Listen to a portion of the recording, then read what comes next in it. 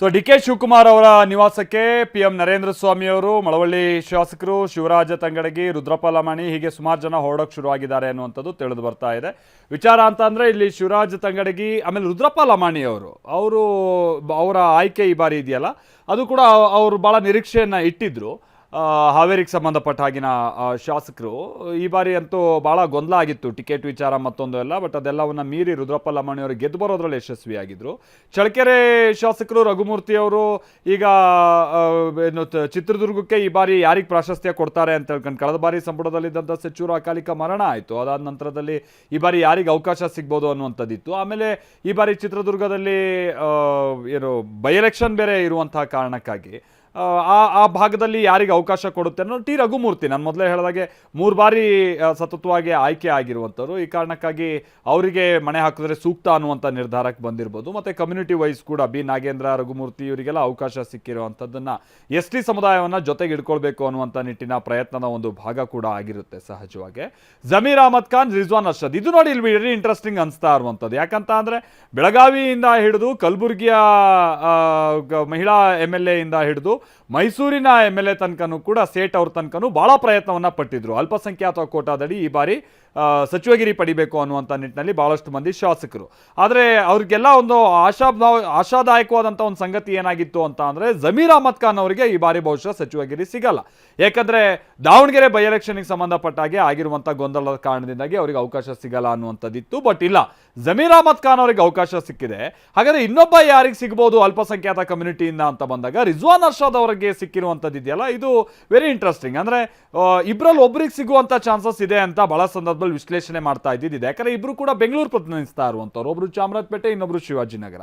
ಹಾಗಾಗಿ ರಿಜ್ವಾನ್ ಅರ್ಷದ್ ಅವರಿಗೆ ಬಹುಶಃ ಸಿಕ್ಕಿದ್ರೆ ಜಮೀರ್ ಅವ್ರಿಗೆ ಸಿಗಲ್ಲ, ಜಮೀರಿಗೆ ಸಿಕ್ಕರೆ ರಿಜ್ವಾನ್ ಅರ್ಷದ್ ಸಿಗಲ್ಲ ಅನ್ನುವಂಥ ರೀತಿಯಾಗಿತ್ತು. ಬಟ್ ಇಬ್ಬರನ್ನೂ ಕೂಡ ಒಂದು ಜಮೀರ್ ಅಹಮದ್ ಖಾನ್ ಅವರನ್ನ ಕಮ್ಯುನಿಟಿ ವಿಚಾರಕ್ಕೆ ಸಂಬಂಧಪಟ್ಟಂಗೆ ಪಕ್ಷದ ಒಂದು ಸ್ಟ್ರಾಂಗ್ ಮತ ಬ್ಯಾಂಕನ್ನು ತನ್ನ ಜೊತೆಗೆ ಇಟ್ಕೋಬೇಕು ಅನ್ನುವಂಥ ನಿಟ್ಟಿನಲ್ಲಿ ರಿಜ್ವಾನ್ ಅರ್ಷದ್, ಆಮೇಲೆ ಅವರು ಶಾಸಕರಾಗಿ ಭಾಳ ಉತ್ತಮ ಕೆಲಸ ಮಾಡ್ತಾ ಇದ್ದಾರೆ, ಆಮೇಲೆ ಹೆಂಗಿದ್ದಾರೆ ಅನ್ನುವಂಥದ್ದು. ಆಮೇಲೆ ಈ ದಾವಣಗೆರೆ ಬೈ ಎಲೆಕ್ಷನ್ಗೆ ಸಂಬಂಧಪಟ್ಟಾಗೆ ಎಲ್ಲ ಭಾಳ ಗೊಂದಲ ಆದರೂ ಅವ್ರು ಭಾಳ ಇನಿಷಿಯೇಟಿವ್ ತಗೊಂಡಂಥದ್ದು, ಇದೆಲ್ಲ ಬಹುಶಃ ಹೈಕಮಾಂಡ್ ಗಮನಕ್ಕೆ ಬಂದಿರ್ಬೋದು. ಹಾಗಾಗಿ ರಿಜ್ವಾನ್ ಅರ್ಷದ್ಗೆ ಅವಕಾಶ ಸಿಕ್ಕಿದೆ. ಇನ್ನು ಸಂತೋಷ್ ಲಾಡ್ ವಿಚಾರವಾಗಿ ಬರೋದಾದರೆ, ಭಾಳ ಆಕ್ಟಿವ್ ಆಗಿರುವಂಥ ಶಾಸಕ, ಆಮೇಲೆ ಕಾಂಗ್ರೆಸ್ ಪಕ್ಷವನ್ನು ಭಾಳ ಸಮರ್ಥವಾಗಿ ಅವರು ಡಿಫೆಂಡ್ ಮಾಡ್ಕೊಳ್ಳೋದ್ರ ಜೊತೆಗೇನೆ ಭಾಳ ಫ್ಯಾಕ್ಟ್ಸ್ ಆ್ಯಂಡ್ ಫಿಗರ್ ಇಟ್ಟು BJPಯನ್ನು ತಿವಿಯುವಂಥ ಪ್ರಯತ್ನವನ್ನು ಅವ್ರು ಮಾಡ್ತಾ ಇದ್ರು. ಸುಮ್ಮನೆ ಗಾಳಿಲಿ ಕಲ್ಲೊಡೆಯೋದು ಗುಂಡೊಡೆಯೋದು ಅಲ್ಲ, ಫ್ಯಾಕ್ಟ್ಸ್ಗಳನ್ನು ಇಟ್ಬಿಟ್ಟು ಅವ್ರು ಮಾತನಾಡ್ತಾ ಇದ್ರು. ಅಜಯ್ ಸಿಂಗ್ ಮೇಲೆ ಒಂದು ವಿಶ್ವಾಸವನ್ನು ಇಟ್ಟಿದ್ದಾರಂತ ಅವ್ರಿಗೆ ನಾನು ಧನ್ಯವಾದಗಳನ್ನು ಇಷ್ಟಪಡ್ತೇನೆ. ಮತ್ತೆ ವಿಶೇಷವಾಗಿ ಎಲ್ಲ ಜನರಿಗೆ, ಯಾಕಂದ್ರೆ ಇವತ್ತು ನಾನು ಇಲ್ಲಿ ಇದ್ದೀನಿ ಅಂದರೆ ನಮ್ಮ ಕರ್ನಾಟಕ ರಾಜ್ಯದ ಕಲ್ಯಾಣ ಕರ್ನಾಟಕದ ಕಲಬುರಗಿ ಜಿಲ್ಲೆಯ ಮತ್ತು ವಿಶೇಷವಾಗಿ ಜೇವರ್ಗಿ ಮತಕ್ಷೇತ್ರದ ಪ್ರತಿಯೊಬ್ಬ ಜನರಿಗೆ ನಾನು ಧನ್ಯವಾದವನ್ನು ಕೈ ಮುಗಿದು ಧನ್ಯವಾದವನ್ನು ಹೇಳಲು ಇಷ್ಟಪಡ್ತೇನೆ.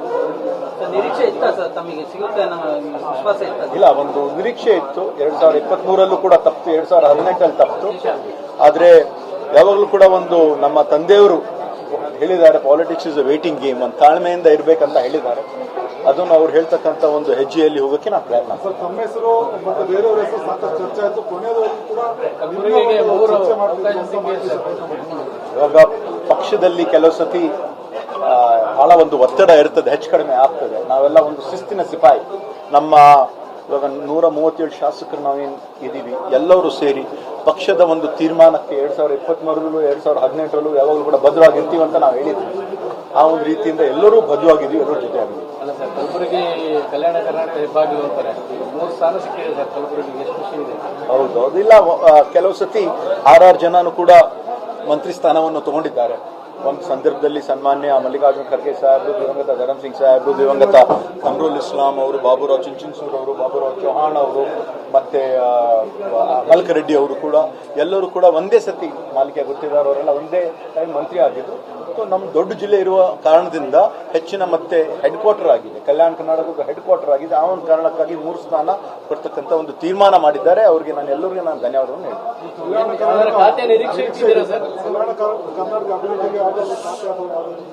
ನೋಡೋಣ, ಅವ್ರವ್ರ ತೀರ್ಮಾನ ಮಾಡ್ತಾರೆ.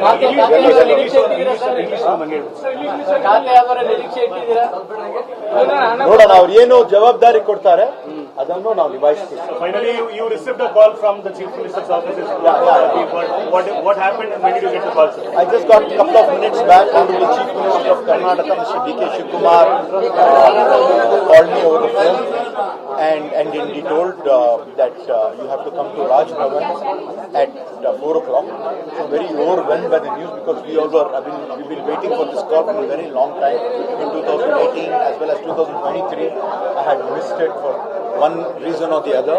So this time the party has kept faith in our family, in me, and given me an opportunity. So I'll do my best. Any particular portfolio you're looking No, at? I think the party high command will decide on that. Thank you. So ಇದು ಅಜಯ್ ಸಿಂಗ್ ಅವ್ರು ಹೇಳ್ತಾ ಇದ್ದಂಥ ಮಾತು. ಅವ್ರು ಹೇಳ್ತಾ ಇದ್ರು, ನನ್ನ ತಂದೆ ಯಾವಾಗಲೂ ಹೇಳ್ತಾ ಇದ್ರು, politics is a waiting game ಅನ್ನುವಂಥದ್ದನ್ನ ಅಂತ ಹೇಳ್ಕೊಂಡು. ಅಂದರೆ ಧರ್ಮ್ ಸಿಂಗ್ ಅವರು, ಅವ್ರ ತಂದೆ ರಾಜ್ಯದ ಮುಖ್ಯಮಂತ್ರಿ ಆಗಿದ್ದಂಥವ್ರು.